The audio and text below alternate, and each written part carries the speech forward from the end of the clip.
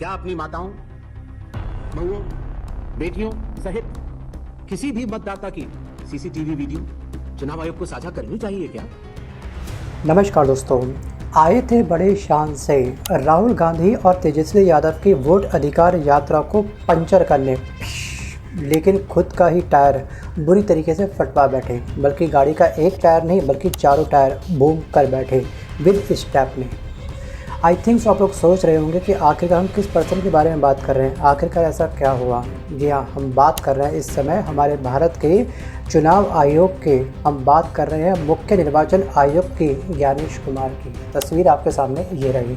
याद तो आपको आ चुका होगा कि आखिर हम किस मुद्दे पर डिस्कस करने वाले हैं आज के इस वीडियो में।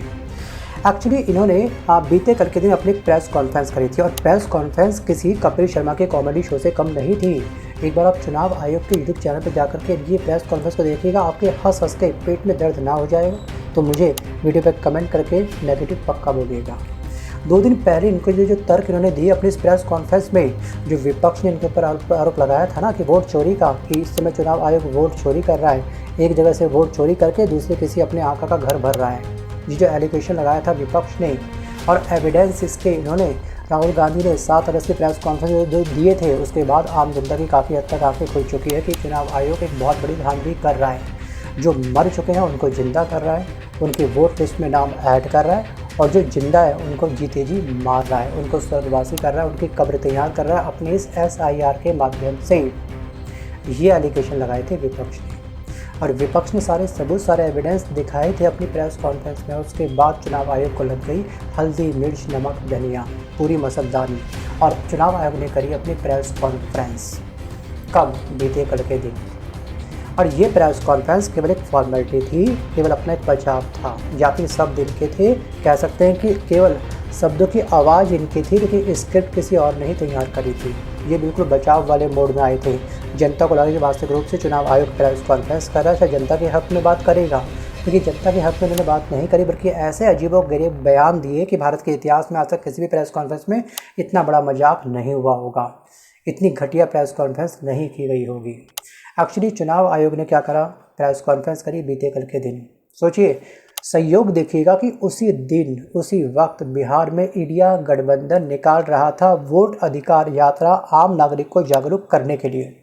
अब लोग बोले, अरे भाई, इतने दिन से चुनाव आयोग बिल में छुपा हुआ था, अचानक बाहर क्यों कूदा, वो भी उसी दिन जिस समय विपक्ष की या फिर इंडिया ब्लॉक की वोट अधिकार यात्रा थी। चलिए, आया तो अच्छी बात है, कुछ तो बोलेगा अच्छा, लेकिन हुआ सब कुछ गुड़ गोबर, बिल्कुल धराशायी।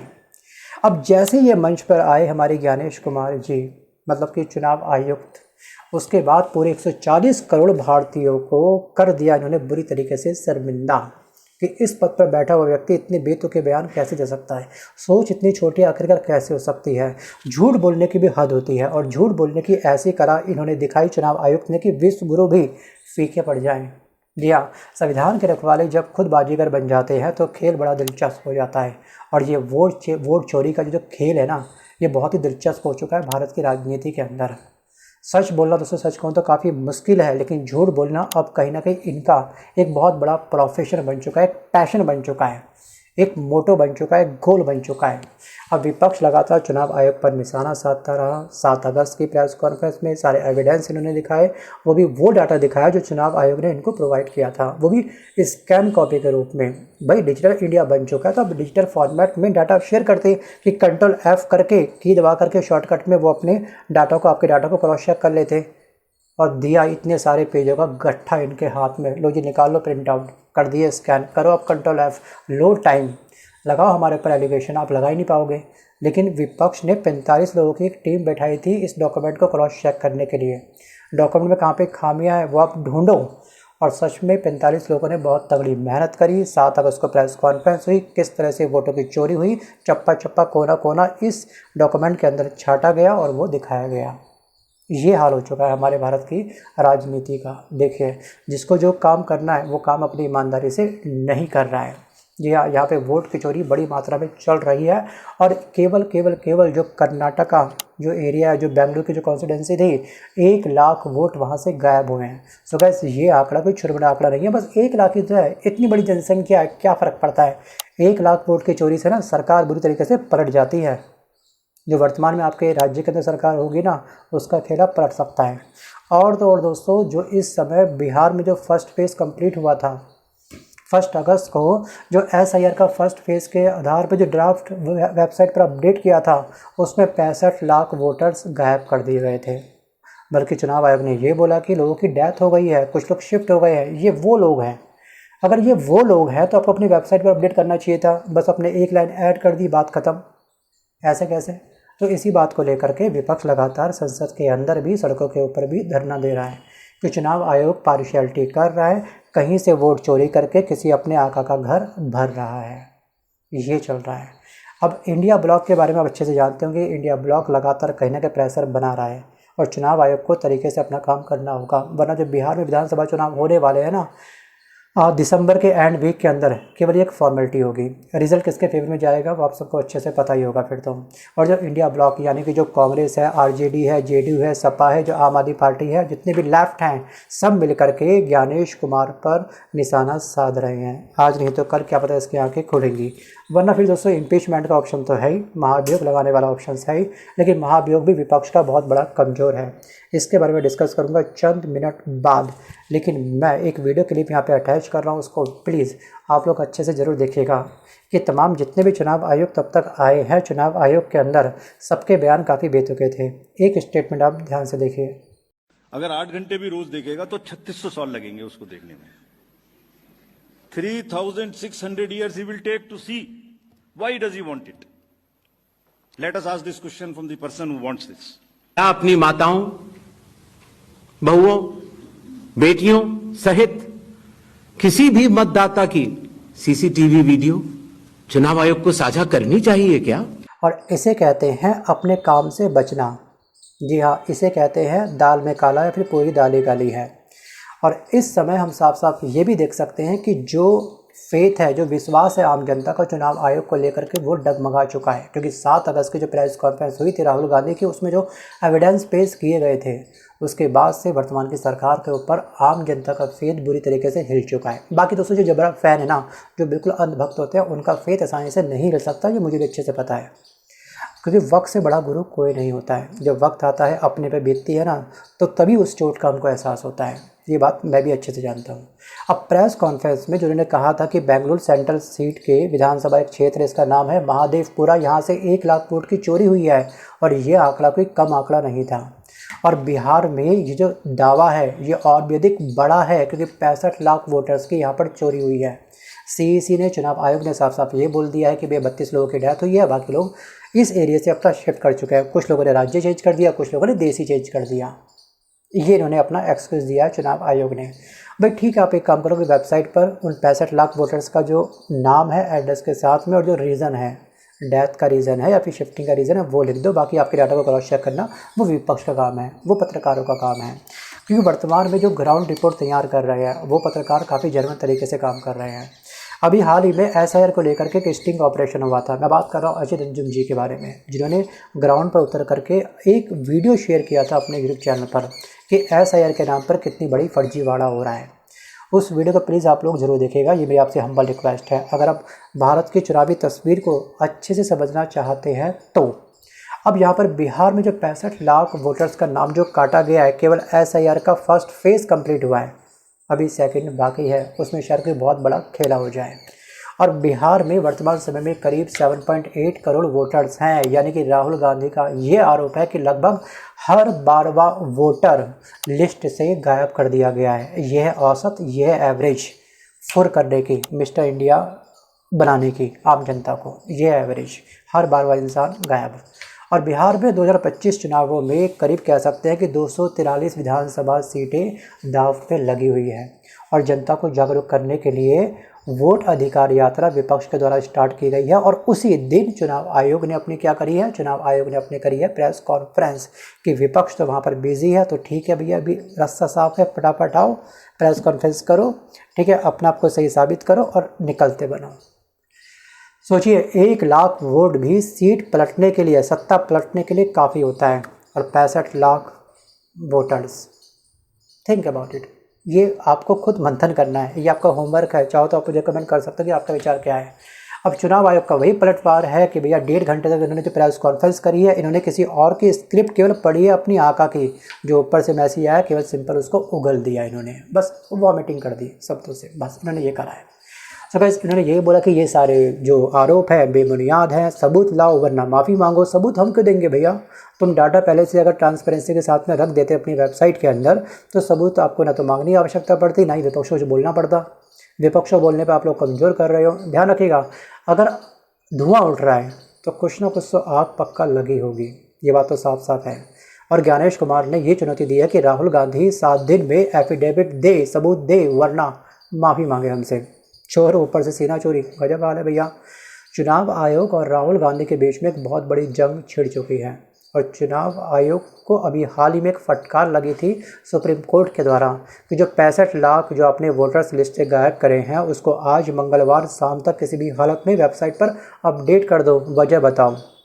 क्योंकि अगर विपक्ष बोल रहा है इतने दावे के साथ में, क्या पता उनकी बातों में सच्चाई हो। अगर तुम सच हो तो फटाफट से अपना ये प्रेजेंट कर दो वेबसाइट पर। अब चुनाव आयोग इस चीज़ को लेकर के टेक्निकल ग्लिच का कुछ एक्सक्यूज देगा या फिर सच में क्या अपडेट कर भी देगा, वो चलेगा मतलब चंद घंटों बाद। लेकिन इन दोनों के बीच में ये बहस चल चुकी है, चुनाव आयोग और राहुल गांधी के बीच में सिंपल व्हाट्सअप ग्रुप जैसी बहस चल चुकी है। जैसे तू सच बोल, नहीं पहले तू बोल, सबूत भेज, नहीं पहले तू माफ़ी मांग। बचकाना हरकतें कर रहा है इस समय चुनाव आयोग। सोचिए, जिस समय विपक्ष ने सीसीटीवी फुटेज मांगी तो इनका क्या बयान था, अजीबोगरीब बयान था। कोई चाहेगा कि अपनी बहनों की और महिलाओं की वीडियोस को मतलब पब्लिक में शेयर करना, बताइए मतलब क्या बात चल रही है भाई। हम उनकी कोई पर्सनल वीडियो नहीं मांग रहे हैं, कोई प्राइवेट मोमेंट वाले वीडियो आपसे नहीं मांग रहे हैं हम लोग, ठीक है। सिंपल जो चुनाव हुए हैं हम उसकी फुटेज मांग रहे हैं। क्योंकि देखा ये गया है कई चुनाव के अंदर ईवीएम के ऊपर एलिगेशन लगाया गया है और ये भी देखा गया कि सुबह से शाम तक ईवीएम मशीन चली लेकिन बैटरी केवल 1% चार्ज थी। ऐसे कैसे पॉसिबल है, सोचिए 99% बैटरी उसमें अवेलेबल थी ईवीएम के अंदर। इतने घंटों तक अगर ईवीएम मशीन चल रही है 1% बैटरी डाउन है, भैया ऐसा कौन सी बैटरी हम लगा रखी है उस ईवीएम मशीन के अंदर, ज़रा वो भी शेयर कर दो कंपनी का नाम, सब लोग अपने फ़ोन में उसको इंस्टॉल कर लेंगे। मतलब ईवीएम के ऊपर भी काफ़ी सारे निशाने साधे जाते हैं। वो वही बात है कि पहले जो कांग्रेस सरकार थी तो बीजेपी एलिगेशन लगाता था कांग्रेस के ऊपर, और जब कांग्रेस गई बीजेपी आए तो बीजेपी के ऊपर कांग्रेस ने एलिगेशन लगाना स्टार्ट कर दिया। और ये चीज़ें पता चलती रहती हैं। लेकिन अभी ना इन तमाम कंडीशंस के बाद में एक बात आती है इम्पीचमेंट को लेकर के। जी हाँ, विपक्ष ने साफ साफ ये बोला कि अब हम चुनाव आयोग के ऊपर इम्पीचमेंट प्रोसेस स्टार्ट करेंगे। क्योंकि हमारे भारत के जो संविधान का जो आर्टिकल नंबर 324 है वो साफ साफ ये कहता है कि सीईसी को उसी तरह से हटाया जा सकता है जैसे भारत के सुप्रीम कोर्ट के जज को हटाने का प्रोसेस होता है। प्रोसेस बिल्कुल सेम है दोनों का। और अब आता है सवाल कि चीफ इलेक्शन कमीशन को हटाना इतना ईजी होगा, इतना आसान होगा, तो इसकी कैलकुलेशन भी आपको समझनी होगी। हमारे भारत की संसद में 2 हाउस हैं, एक लोकसभा और एक राज्यसभा। किसी भी हाउस में मोशन लाया जा सकता है, बट शर्त ये है कि 100 MPs का सपोर्ट उस मोशन को होना चाहिए, लोकसभा के 100 MPs का और राज्यसभा के 50 MPs का सपोर्ट उस मोशन को होना चाहिए, तब वो मोशन क्या होगा, एडमिट होगा, तब वो इम्पीचमेंट क्या होगा, एक्सेप्ट होगा। और उसके बाद बनती है आपकी इंक्वायरी कमेटी, और इसके बाद ये जो इंक्वायरी कमेटी होती है ये अपनी रिपोर्ट तैयार करती है, और रिपोर्ट तैयार करने के बाद में दोनों हाउस में, लोकसभा में और राज्यसभा में वोट डाला जाता है। अगर इम्पीचमेंट के सपोर्ट में वोट पड़ गए तो ये यहाँ पर चुनाव आयुक्त को इनके पद से हटाया जा सकता है, यानी कि मेजॉरिटी ऑफ टोटल मेंबरशिप की आवश्यकता पड़ती है। जैसे लोकसभा में 543 सीटें हैं तो 272 वोट कम से कम इम्पीचमेंट के सपोर्ट में चाहिए होगा, तब विपक्ष सफल हो पाएगा। और 2/3 कह सकते हैं मेंबर प्रेजेंट होने चाहिए और उनकी वोटिंग पड़नी चाहिए। अगर 400 MPs प्रेजेंट है उस दिन तो 267 का 2/3 निकाल लेते हैं हम लोग, ठीक है, यानी कि 267 हाँ वोट चाहिए, और टोटल मेंबरशिप का 272 का मेजॉरिटी किसी भी हालत में विपक्ष को चाहिए होगा, और दोनों ही क्राइटेरिया फुलफिल करना अनिवार्य है। और इसके बाद क्या होगा, वो जो इम्पीचमेंट लगाया गया था वो जाएगा राष्ट्रपति के पास, उसमें उनके हो जाएंगे साइन, वो देंगे अपने ऑर्डर, और उसके बाद में इनको हो जाएगी टाटा बाय बाय। लेकिन वर्तमान में ना विपक्ष की हालत काफ़ी खस्ता है, मतलब कि विपक्ष के पास में आज की तारीख में लोकसभा में सिर्फ 230 सांसद हैं और एनडीए के पास में अकेले 293 सांसद हैं, 272 से काफ़ी अधिक। और इम्पीचमेंट के लिए विपक्ष के पास में जो वोट बैंक है सपोर्ट का वो काफ़ी कम है, यानी कि सीधे सीधे इम्पीचमेंट नामुमकिन होगा। क्योंकि सियासत में ना जो गिनती होती है, गिनती ही सबसे बड़ा हथियार होती है और गिनती विपक्ष की काफ़ी कमज़ोर है। तो अब बात करते हैं कि आखिरकार ये ड्रामा आखिरकार क्यों कर रहा है फिर विपक्ष, जब इसकी इतनी हैसियत नहीं है कि वो इम्पीचमेंट लगा सके तो क्यों इम्पीचमेंट की धमकी दे रहा है। लेकिन सच कहूँ दोस्तों तो इम्पीचमेंट की कह सकते हैं कि धमकी एक दबाव भी बनाने के लिए तैयार की जा सकती है। क्यों? क्योंकि विपक्ष इस समय जो दबाव बना रहा है वो इस समय उसके पास सबूत है, उसके आधार पर ये अपनी आवाज़ उठा रहा है। अगर यहाँ संसद में बात नहीं बनेगी तो सुप्रीम कोर्ट तो है ना हमारे पास, क्योंकि सुप्रीम कोर्ट पार्शियलिटी नहीं करता है। अब तक जितनी इसके स्टेटमेंट देखी गई है उसके आधार पर मैं बात बोल रहा हूँ। बाकी सुप्रीम कोर्ट को लेकर के आपका क्या विचार होगा वो आप मुझे चाहो तो कमेंट कर सकते हो। क्या सच में एक डर इतना बैठ जाए कि चुनाव आयोग की अपने आप ही आँखें खुल जाए, वो अपने आकाओं का हुक्म बजाना बंद कर दे, उनको साफ साफ बोल दे कि नहीं, जब तक मैं इस पद पे बैठा हूँ पूरा काम ईमानदारी से करूँगा, वरना मुझे मेरे पद से आप हटा सकते हो। अब यहाँ पे क्या होगा कि दोस्तों क्या सच में ये जो नैरेटिव सेट करा जा रहा है विपक्ष के द्वारा, क्या इस नैरेटिव में आप भी बिलीव करते हो? क्या सच में चुनाव आयोग सरकार के इशारों पर नाच रहा है? जो एलिगेशन लगाया है विपक्ष ने वर्तमान की सरकार के ऊपर, आपको क्या लगता है? क्या सच में चुनाव आयोग अब बिकाऊ हो चुका है, या फिर क्या ईवीएम में छेड़छाड़ हो सकती है? और क्या लोग सच में चंद पैसों के लिए अपना वोट बेच देते हैं? अपनी राय आप मुझे कमेंट करके जरूर बताइएगा। क्योंकि दिल्ली में अभी जो झुग्गियाँ टूटी है, झुग्गी में जो ग्राउंड रिपोर्ट करी है, Sharad Sharma ground report YouTube channel है, ग्राउंड रिपोर्ट काफ़ी अच्छी वो तैयार करते हैं। उन्होंने झुग्गी वालों से जब उनका इंटरव्यू लिया, उनसे पूछा कि आखिरकार ये कैसे हुआ, मतलब क्या आपको मालूम था, इसकी इन्फॉर्मेशन आपको पहले थी? तो वहाँ की जनता साफ साफ इस बात को एक्सेप्ट कर रही है कि कुछ पैसों में यहाँ पर के लोग बिक चुके थे। कुछ पैसों में हमने इस सरकार को हम लोग लाए दिल्ली के अंदर और इसी सरकार ने हमारी झुग्गियाँ तोड़ दी, हमको बेघर कर दिया। क्या सच में पैसा चलता है भारत की राजनीति के अंदर? आपका खुद का कुछ एक्सपीरियंस होगा। क्या सच में आपने अपने लाइव अपनी आंखों से देखा इस सब होते हुए? आपके राज्य का अपना अलग एक्सपीरियंस होगा, तो अपना एक्सपीरियंस आप शेयर करने में कंजूसी मत करिएगा। मैं आता हूँ वापस टॉपिक की तरफ। और आज शाम तक होगा दूध का दूध और पानी का पानी। क्यों? क्योंकि आज शाम को चुनाव आयोग अपनी वेबसाइट पर 65 लाख वोटर जो लिस्ट से काटे गए हैं उनकी वजह आज अपनी वेबसाइट पर वो अपडेट करेगा। बाकी चलेगा पता, क्या पता हो सकता कोई जुमला यहाँ पर चुनाव आयोग थमा दे कि टेक्निकल ग्लिच आ गया, छुट्टी पड़ गई थी लगातार, 15 अगस्त की सैटरडे संडे वगैरह वगैरह वगैरह, स्टाफ कम पड़ गया था। बस थोड़ा कुछ घंटों का हमको करना है और इंतजार। लेकिन एक बात आपको ध्यान रखने की, इस अमृतकाल में हम सभी की आंखों के सामने एक पट्टी बांधी जा रही है कि हम सवाल खड़े ना करें। क्यों? क्योंकि भारत की जनता को इस समय अनपढ़ बनाया जा रहा है। पढ़ाई का स्तर कहाँ से कहाँ पहुँच के आपको अच्छे से मालूम ही होगा। और दूसरी तरफ जो बेरोजगारी का स्तर है वो काफ़ी पीक पर है। महिलाओं के ऊपर जो अत्याचार है इस कलयुग के अंदर काफ़ी चरम पे पहुंच चुका है। इस अमृतकाल में जो महिलाओं की जो रेप की संख्या है वो लगातार बढ़ रही है। किसानों को उनका एमएसपी का हक नहीं मिल पा रहा है, किसान अपनी आत्महत्या कर रहा है। आप देखिएगा एक बार आंकड़ा थोड़ा ध्यान से। और इस समय युवाओं के अंदर जो आत्महत्या का जो रेट है वो भी काफ़ी अधिक बढ़ चुका है। क्या यही था अमृतकाल? क्या सच में ज़मीनी हकीकत कुछ और है और पेपर में हम लोग बन चुके हैं चौथे सबसे बड़ी अर्थव्यवस्था? और इस चौथे सबसे बड़ी अर्थव्यवस्था की ज़मीनी हकीकत सच में क्या अमृतकाल जैसी है? क्या यही है राम राज्य है? Think about it. अब दोस्तों जो चुनाव आयोग है उसने साफ साफ ये बोल दिया कि हम डाटा की ट्रांसपेरेंसी रखते हैं। तो रखते हैं तो अपने 65 लाख जो वोटर्स गायब करें उसकी ट्रांसपेरेंसी अपने वेबसाइट पर क्यों नहीं करी भाई? चुनाव आयोग को फटकार लग चुके हैं सुप्रीम कोर्ट की, और विपक्ष के पास में केवल एक ही सहारा है सुप्रीम कोर्ट का। या फिर कह सकते हैं कि अब विपक्ष धरना देगा, मोर्चा निकालेगा, या फिर अपनी ये यात्रा के माध्यम से चुनाव अधिकार यात्रा जो बिहार में निकाली गई है उसके द्वारा आम जनता को जागरूक करेगा, या फिर लास्ट में वही पैसे का खेला खेला जाएगा चुनाव से 1-2 दिन पहले। मतलब कि वोट खरीदे जाएंगे, गरीबों को पैसा दे करके उनसे वोट बाय कर लिया जाएगा। एक्चुअली भारत में ना कह सकते हैं कि कुल 96 करोड़ वोटर्स हैं वर्तमान समय में, और इतने बड़े सिस्टम में अगर 1% भी अगर झोल होता है, गड़बड़ पाई जाती है, तो कम से कम 96 लाख वोट बनते हैं उससे। और बड़ा सवाल ये है कि जो एसी हर बार कहता है कि हम तो पारदर्शिता करते हैं और सीसीटीवी फुटेज आपसे मांगते हैं अगर हम लोग, या फिर विपक्ष का जो अधिकार है, बल्कि मांगना ही क्यों है, अपने रिकॉर्डिंग करें तो आप अपनी ट्रांसपेरेंसी पहले से रख लो, हर चीज़ वेबसाइट आप अपडेट करते रहो। आपकी इतनी बड़ी टीम है, टेक्निकल टीम, वो ये काम आसानी से कर सकती है। विपक्ष को बोलने का मौका क्यों देते हो? उसकी पहली बोलती बंद कर दो ना, अगर आप सही हो तो। अब यहाँ पे ना कह सकते हैं कि जब सिस्टम की नींव हिलती है तो लोकतंत्र का महल रेत के घरौंदे की तरह आज नहीं तो कल पक्का ढह जाता है, और यही हाल इस समय चुनाव आयोग का हो चुका है। और रही बात आम जनता की, आम जनता इस समय कन्फ्यूज़ है कौन सही कौन गलत। आधी अधपका ज्ञान वहाँ से लिया, अधपका ज्ञान वहाँ से लिया, और कहते हैं कि हमेशा नौसिखिया जो डॉक्टर होता है वो जान के लिए खतरनाक होता है, और वैसे ही अधपका जो ज्ञान होता है वो हमको कन्फ्यूज़ पक्का करता है। इसमें गलती आपकी भी नहीं है। लेकिन कहीं ना कहीं दोस्तों आपको अपनी बुद्धि का इस्तेमाल करना है। आपको किसी के बहकावे में, किसी के कहने पर बिल्कुल नहीं जाना है। जब भी ईवीएम का बटन आप दबाओगे, जब भी वोट देने जाओगे, अपनी योग्यता के आधार पर आप डिसीजन लेना, क्योंकि सबका परसेप्शन, सबकी नीड अपनी अलग अलग होती है। जैसे किसानों को चाहिए एमएसपी, जो एमएसपी का रेट उनको प्रोवाइड कर देगा वो पार्टी उसके लिए अच्छी है, चाहे वो आम आदमी पार्टी हो, सपा हो, कांग्रेस हो, भाजपा क्यों ना हो।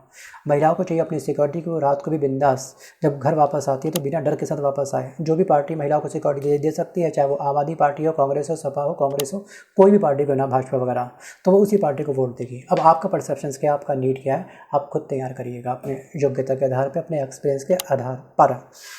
लेकिन आज के दिन में जो ये पूरा का पूरा जो खेला हुआ है, जो इनकी प्रेस कॉन्फ्रेंस के माध्यम से 7 अगस्त को राहुल गांधी की प्रेस कॉन्फ्रेंस के बाद और 17 अगस्त को चुनाव आयोग की प्रेस कॉन्फ्रेंस के बाद, अब जो फाइनल दोस्तों जो गेंद पहुंची है वो गेंद पहुंची है राहुल गांधी के पाले में, विपक्ष के पाले में, इंडिया ब्लॉक के पाले में।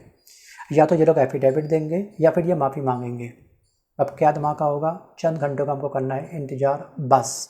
क्या सच में इम्पीचमेंट मोशन ला करके विपक्ष सिर्फ पॉलिटिकल प्रेशर बनाना चाहता है? क्या ये प्रेशर कहीं ना कहीं चुनाव आयोग की आंखें खोल देगा, उसको अपनी गलती का एहसास होगा, वो बस अपनी फेयर लिस्ट पब्लिश कर देगा शाम तक? आपको क्या लगता है? सुबह आज के इस वीडियो में बस कह लेना है। मिलता हूँ जल्द एक नए वीडियो के साथ में, तब तक के लिए धन्यवाद। जय अमृतकाल। आपने सीसीटीवी का कानून बनाया, फिर आपने उस कानून को बदला क्यों? सरकार ने क्यों बदला? मैं एक और सवाल पूछना चाहता हूं। भाई और बहनों, आप जानते हो